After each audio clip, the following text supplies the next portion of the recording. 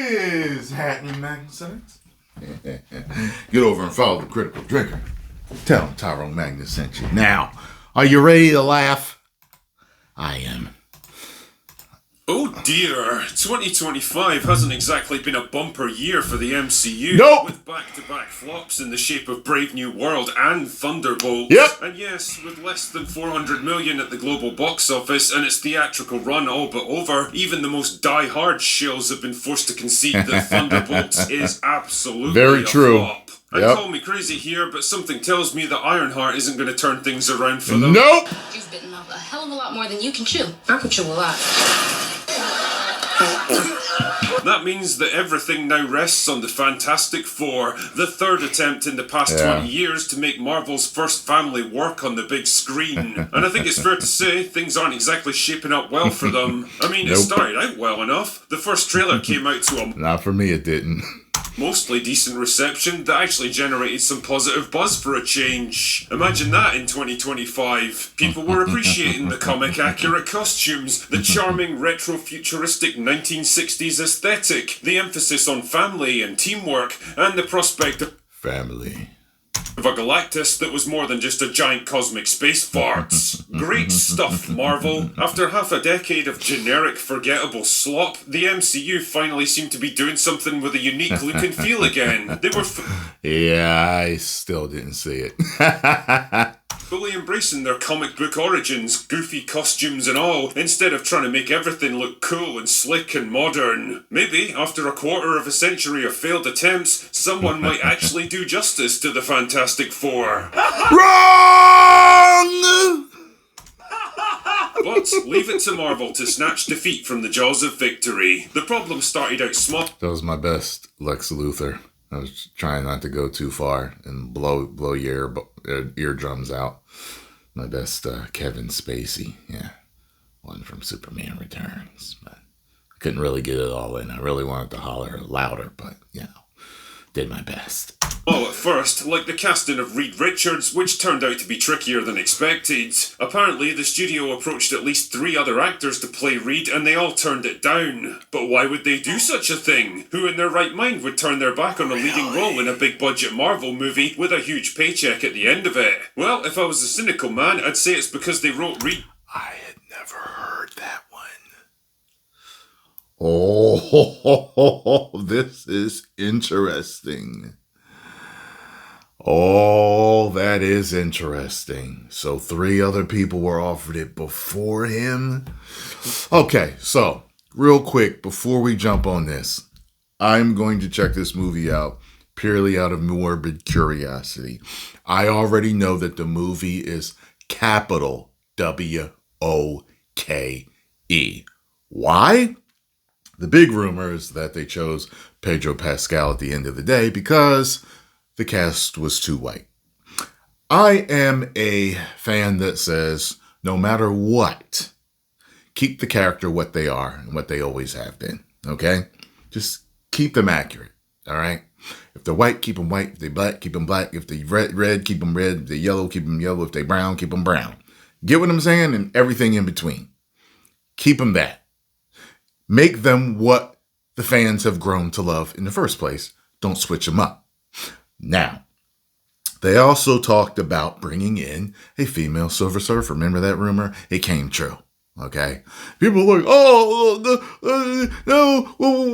like, does she really exist? Yeah, like one issue. And then they're talking about, we don't want to waste Norrin Rad. No, we know what you're doing because you already wasted Reed Richards. Remember? You had Wanda kill him, but you're bringing him in again.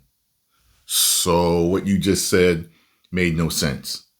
They're making everything female-centric, just like they have been doing. The fans have not wanted that. The fans have wanted them to do the stories that way the stories have always been. This story is a Reed-centric story.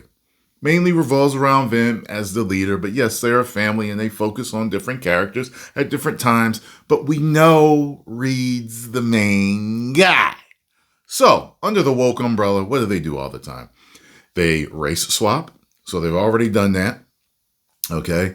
Everything has to be a strong girl boss thing, so that's going to be centered around Sue. Okay, they gender swap. They've done that with the Silver Surfer, even though we know she actually existed in one episode, one issue, whatever. Also, they tend to soften male masculine characteristics. The Thing no longer has the gruff, hyper-masculine, tough voice. Hey guys, how you doing? It's time to eat. Yeah. No. Hey guys, yeah, all right. Are you pregnant? And Johnny is no longer the womanizing, brash, arrogant, a-hole type of guy. No, that's too much for them. He cares about people's feelings now. And he's no longer a womanizer.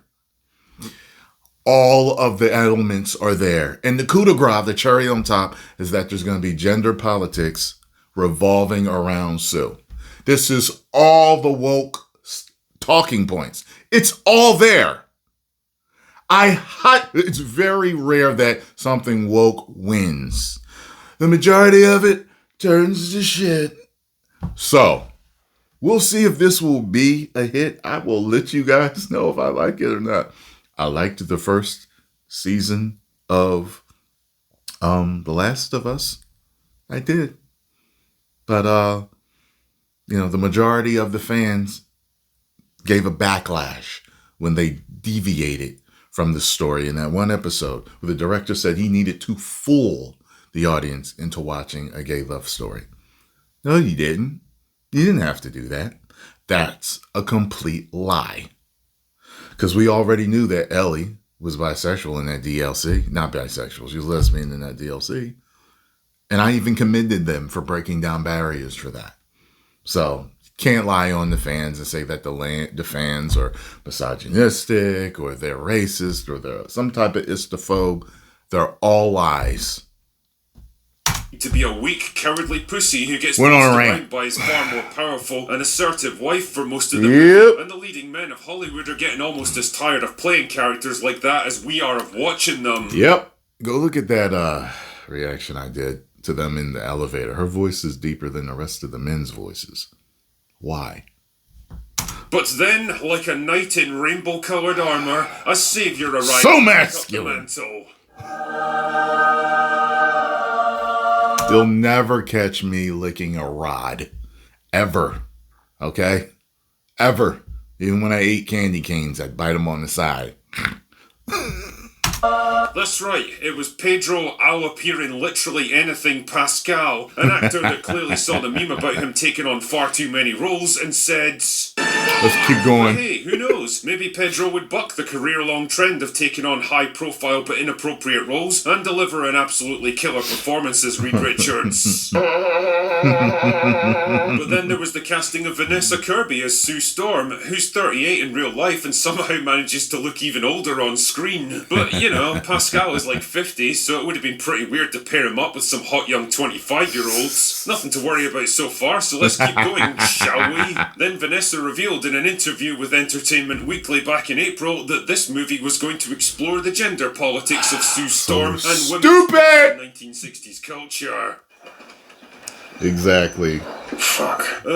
Okay, sure. That kind of statement can mean a lot of different things. I mean, the film's set in the 1960s, which was a pretty important time for feminism and women's lib and all that other stuff, so I guess it would make sense to at least acknowledge it. Maybe she just means the movie will present an interesting contrast between the kind of expectations and questions that women in 1960s America were grappling with versus the modern-day MCU, where they basically act like obnoxious caricatures of men if they were written by 16-year-old gender studies graduates from Portland. So, fine, we're still hanging in there, I guess. Nothing that's going to spoil anyone's fun yet. All bad. But wait!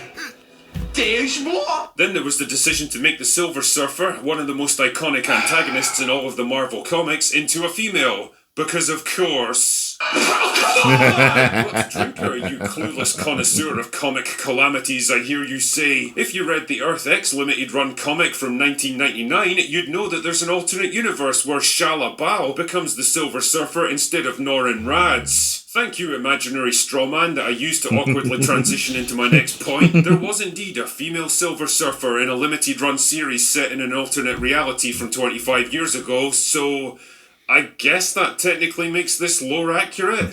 Sure, let's just go with that. The point is, every time another one of these revelations comes out, it became just a little bit harder to ignore what seemed to be a growing pattern. Like, if Marvel were trying to refute allegations that the MCU was taking over everything that they did, they were making life pretty hard for themselves. But wait! There's...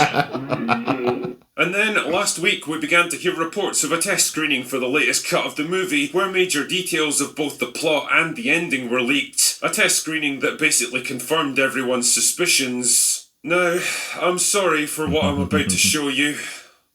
So... Look, I said I'm sorry, okay? If there was another way to do this, I absolutely would. How do I want to phrase this? Classic for test screening. Why test now? Vocal reaction. Okay. Even though it's a team of one woman and 3 guys, I think that if you're going to have a situation at the end of the movie where it's women who save the day. And you're like, what? Of course. It's Marvel. Why? Can't Reed at least be involved? You know, you're like, come on, man. You know, like, come on. Right. Eloquently phrased as always, Grace. Good job. I mean, if even one of the biggest Marvel shows on the planet is calling out your movie for being too girl bossy, you know you've got fucking problems. Yeah. Anyway, the gist here is that the movie culminates with Sue Storm joining forces with the female Silver Surfer to defeat Galactus, with a little help from a superpowered baby, leaving the rest of the lads with, well, not a whole lot to do. Oh my goodness, it literally is the meme. Girls get it done. And all of this begs the rather obvious question. Why? Why do they keep doing this? Why do they keep pushing the same trope? I told you, I think they're under some type of ironclad contract where they have to put out a certain amount of movies that are all like this. That's what I think it is. Because the amount of stupidity it would take to do that would be, continue to do what they're doing is unfathomable. It doesn't make sense. There has to be a contractual obligation going on right now. And once they're done, then they'll go back to normal, hopefully. But that's what I think. I think somebody's got them by the balls because they can't be this stupid. You get what I'm saying? I know there's smart people running the company and have for decades because the company's a billion-dollar company, a multi-billion-dollar company. So it's like, why? There's no way they... You know what I'm saying? Like, there's no way you're that stupid. You know what I mean? That clearly isn't working and hasn't for years now. Like, did nobody at the studio put up their hand and say, we've been doing this whole MCU thing for like 5 years now. Nobody likes it. Everyone's making fun of us and it's losing us a shit ton of money. Can we maybe try something else now? We keep making the same movie over and over and pandering to everyone, but suddenly it's not working. Then we've got to pander harder.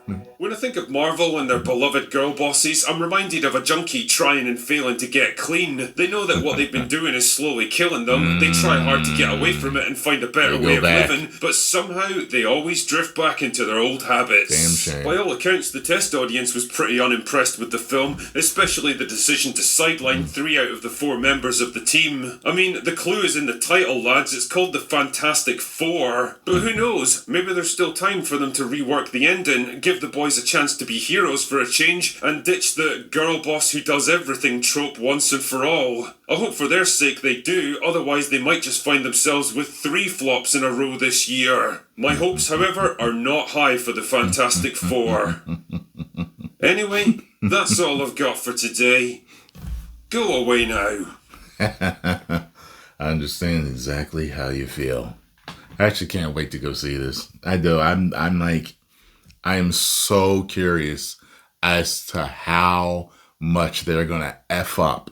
It's literal curiosity. Not happiness. Curiosity. I'm just like, wow. But however, like I've said in other videos, I want to be proven wrong. This is what I want to happen, okay? Even though I've seen the marketing, and the marketing hasn't worked for me, I want to go into this movie and walk out and be like, wow, those trailers surely did not tell me what this movie, the impact this movie was going to have on me. They need different trailers because this was a masterpiece. That's what I want. I want to enjoy everything that I go to see. Do I want Disney and every other studio and company out there that's doing this garbage to learn their lesson? Yeah. We've been teaching them this lesson the easiest way. By making videos, writing reviews, comments, and not going and voting with our wallets. By not buying it, by not going to see it. But they're still not listening. So I think there's got to be a certain amount of failure that they have to have before they, or contractual obligation that they have to have before they finally stop. I don't know what it is, but we'll find out eventually because they keep going this route. They're going to be no more.